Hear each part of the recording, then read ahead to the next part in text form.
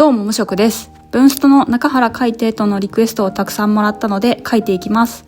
リクエストありがとうございます。皆さん、意味のある人生って考えたことありますか？私は今無職で時間が死ぬほどあるのでめっちゃ考えてしまうんですよ。それこそ今までは学校行って定期テストを頑張って、大学受験を頑張って、就活を頑張って、大学卒業を頑張って、でいざ就職したら毎日時間がなくて、時間がないのは体力がないという意味にもなると思うんですけど、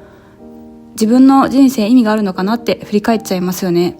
みんな自分の人生の意味って何ですかと少し暗い話をしてしまいましたが、私が思うのは使命感などに駆られるような人生に